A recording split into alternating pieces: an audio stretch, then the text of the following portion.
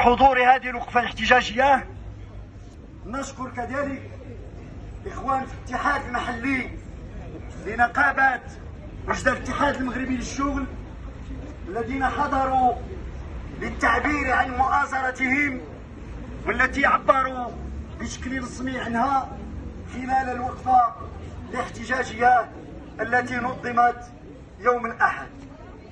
إخواني أخواتي، نحن اليوم نظمنا هذه الوقفة مرغمين لأننا نعي جيدا أن المرحلة عطلة وأغلب الموظفين والموظفات أصبحوا ملزمين بأخذ عطلهم الإدارية قصد مرافقة أطفالهم بالمنازل بدل أن يأخذوها للاستمتاع بها.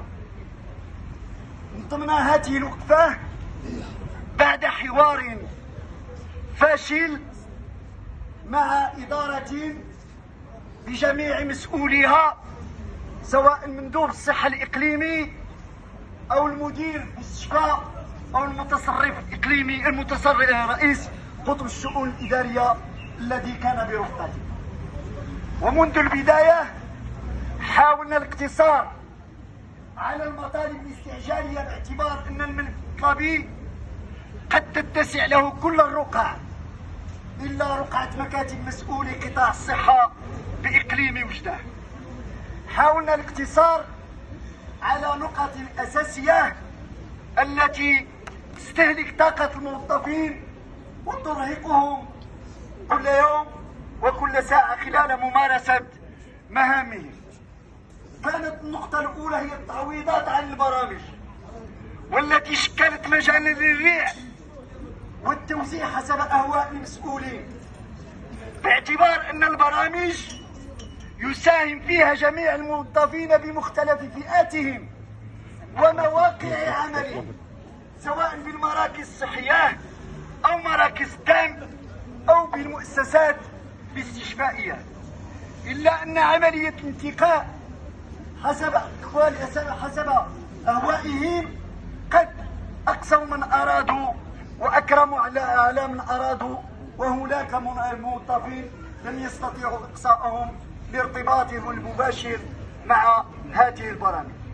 ونحن حين نصرح بذلك لنا يكفي من المسؤوليات من الدلائل، وهنا أشير لأن المخبرين هما متواجدين كياخذوا لنا الصور ومهم يسجلوا حتى الكلمة ديالنا ومهم يسألونا على داك الشيء اللي كنقولوا فيها، ونحن مستعدين للمساءلة لأن المسؤولين هنا أصبحوا رمزا للفساد، المؤسسات أصبحت وكرا للفساد، وبالتالي ملي كنقولوا كاين الفساد توزيع التعويضات لنا ما يكفي من الدلائل، ونقول مستعدين للمساءلة. وإذا كانوا المسؤولين عنهم الجرأة يمشيو يقيدوا بنا دعوة يطالبونا التحقيق. النقطة الثانية المسؤول يا جبل مضاف لا يهان، المسؤول يا جبل مضاف لا يهان. النقطة الثانية هي المسألة تاع الرخص الإدارية. تخيلوا في هذه الفترة الحرجة كيقول لك كاين بحمرون كيرتفع الأعداد وكاين الضحايا اللي ماتوا، تستلزم خلية اليقظة اللي يكونوا فيها المسؤولين. المدير ديالنا شاد يتبرع مع راسو معتي دا الكونجي ويعيط في التليفونات ويقول للموظفين الله يخليكم شكون يتطوع في الخلية تاع بوحمرون ونخليوه يخدم غير نهار على 6 أيام. كاين انا اخر في الحقوق ما كيعرفوناش ملي كتشكي عليه البال. الان ملي كيتصير الله يخليك اجي تخدم لنا غير نهار في 6 أيام. حنا كنقولوا لنا نرفضوا الريع، حنا كنخدموا خدمتنا ولكن وفق القانون. المدير كيخصو يكون هنا، واول محاسبه اللي خصها تكون على هذا الغياب ديالو. شكون اللي سنيالو الرخصه الاداريه؟ شكون اللي سنيها؟ الا سنيها المندوب حتى هو مسؤول. حنا موظفين خلاونا بين نارين، اللي بغى يخرج كيقولوا له لا بوحمرون ناس سيرفيس، واللي ما بغاش يخرج كيقولوا له لا خصك تخرج قبل مارس، علما ان احنا اغلب موظفات والموظفين كما شفت قبيله كيخليو الرخصه الاداريه لاستعمالها في اغراض اسريه وماشي للاستمتاع. اغلب عندنا النساء راه كتاخذ العطله ملي كيكونوا ابنائها عطل، بمعنى خصها تقسمها. راه ملي كيكونوا ابنائهم مرض،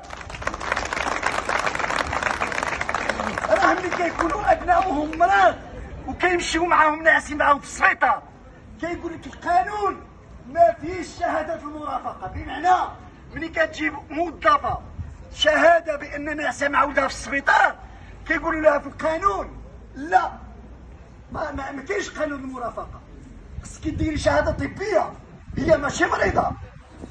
الى الكونجي كيقول لها لا خصك تاخذي قبل.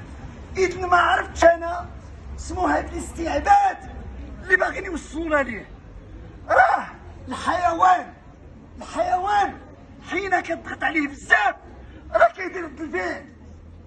راه حنا في هاد الشروط ماشي خصنا غير نديرو وقفه، راه خصنا نوقفو العمل. وهنا مشكل، راه في البيان ديالنا ملي قلنا من بعدها لان عرفنا هذه فتره العطله بان غادي نديرو مسيره، راه ما كنضحكوش ونتحمل المسؤوليه في تبعاتها. لان شكون اللي كيتحمل المسؤوليه في تبعاتها؟ هما هاد المسؤولين اللي ما كيتصنتوش، هما هاد المسؤولين اللي كيحقروا على الموظفين، هما هاد المسؤولين اللي ما كيخدموش خدمتهم. كيطالبوا موظفين يقول له 8 تكون في خدمه، وحنا 8 نكونوا. ما عمر المسؤول سبقنا الخدمه، وانا تحداه اذا كان المسؤول كيسبقنا المقر العام، حنا كنديروا واللي مسؤولين فوقهم يديروا خدمتهم ويجيو، ماشي يجيو ناس يسوقوا 4 دقائق الاسبوع اللي جاي، يجي ناس يسوقوا 8 ونص. واش كاين داك المسؤول اللي جاي عنده واش كاين ولا ما كاينش؟ هذه هي المراقبه. حنا ملي كنزكيو هنا وكنقولوا لهم كاين التخرويض في التعويضات خصهم يفتحوا تحقيق، ماشي نقولوا غادي يديروا وقفه وغادي يتفرقوا، ما غاديش الفرق. واك علاشوها تعويضات كليتوها واك. قلت حنا ملي قلنا مسيره راه المسيره جايه. المسؤولين السلطه المحليه بمختلف رتبهم، مسؤولي الوزاره بمختلف رتبهم، اذا ما تدخلوش قبل ما نقرروا المسيره راه غادي نقرروا تاريخها، اما هي مقرره راه غادي نديروها. بمعنى اخر نرفض حتى يخرج البيان نكملوا المسيره وبقى يقول لك اجل الحوار. حنا اذا يكون شي حوار يكون قبل وما يكونش مع هاد المسؤولين، خصنا شي واحد اللي عنده السلطه عليهم هو اللي يشرف عليهم، لان الناس ما بقاوش يسمعوا هاد المسؤولين، ما بقاوش يسمعوا بالمطلق. وحنا علاش داكشي كنقول لكم بالنسبه لنا حين نقرر فاننا ننفذ، لان هاد المسؤولين بغاو يرفعوا التحدي. حنا مستعدين للتحدي ويقينا سننتصر. علاش؟ لان هاد المسؤولين لا يمارسون التحدي بالقانون، بالاستقامه، بالشفافيه في التدبير، بالحكامه، يمارسون التحدي بالعنتريه. ونحن حاليا نسير في طريق التحدي ويقينا سننتصر، لان كنقول لهم هذه مفتاح القادم الاسود، ماشي الخادم الاجمل. القادم الاسود راه مازال ما نسوش قانون جي وشوفوا المسؤولين فوق، راه واحد النهار غادي يبقى يقول لنا اجي تخدم عندي في الدار. الا مشاو بهذا المنطق لان غادي يخرجك غادي يخرجك يقول لك سير كيستارك في الخدمه تبغى، يقول لك سير لابلاج منين يبغي هو، يقول لك سير تسافر مع ولادك اللي تبغي هو، ويقول لك لا جلس قدامي نشوفك منين يبغي هو. اذا حنا هذا الوضع ما يمكنناش نستمروا في الاخر ديالنا. لا اكثر من هذا. تخيلوا موظفه اللي خدمه 43 سنه غتدخل شهر 6 قالوا لها انت ما تستحقيش الشهر تاع الكونجي تاع 22 جور تاع 2025. قلنا لهم عطيو لنا قانون يقول ذلك، ما عندوش قانون. تخيلوا هذه الموظفه لو كان يعطيوها مكافاه. دون يا مخبر وارفع تقرير. هذه الموظفه نعطيوها غير نهار عن كل سنه خدمتها. شحال خص هاد الاخر؟ 43 يوم. اعطاها غير نهار مكافاه عن كل سنه. غادي يجي هو 22 يوم. كنقول لها لا، ما تاخذيش 22. إذا كنقول لكم الحقره فين وصلت. اول سنه كنشوفوا هذا الابداع، السيد المندوب ديالنا والسيد المدير ديالنا. اذا كنقول بالنسبه ليا نعتبروا اي موظف تمس، لان هذا الشيء اللي علاش اشرت بزاف اللي غادي يخرجوا لا ريتريت بمعنى اسمه راه يوجدوا اللي مازال ما يخرج. دابا بداو من دابا. اذا حنا كنقول لهم كرامتنا هي مقدسه. ملي كنقول كرامتنا يعني كرامه اي موظف، بمعنى اخر لن نتخلى عن اي موظف مهما كان موقع عمله او انتماءه الفئوي او حتى انتماءه النقابي. بمعنى راه اي موظف تعرض شي اهانه ولو ما انتميش لنقابتنا راه غادي نناضلوا معاه وغادي نضمنوا. هذا الظن السي المندوب اللي كيقول لنا في الاجتماع غير نتوما بوحدكم اللي راكم تريكلاميو. قلنا له حنا سنضرب صوتا يصدح هذه المؤسسات الصحيه حتى يحقق الحق وليكن ما يكن. اذا مرة اخرى حتى لا اطيل عليكم اخواني اخواتي، تحيه نضاليه لكم جميعا. نستمر متضامنين متراسين لمواجهه اي المخاطر، والمدير واخا عارفينه ما كانش والمندوب ما كاينش، عارفين بان كل شيء هذا الشيء غادي يوصلوا وراه يتسجل غادي يشوفوا في الفيسبوك في المره، ولكن حتى اللي يوصلوه زعما يحاولوا يوصلوه له بسرعه. علاش؟ باش الا بغا يوجد شي خطه وجا باش غيجي داخل تلاقاو فيها، ولا بغا يستشفى المطالب منين يجي يستشفى المطالب ما يتخليناش ديك العناء، لان قلت الا وصلنا حتى علنا المسيره فاننا سننفذها مهما كانت تكاليفها.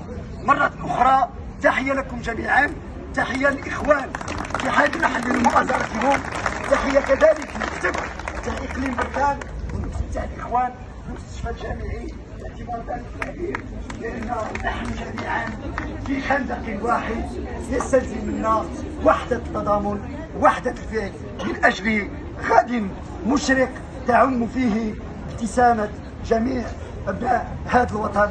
وتحية نضالية.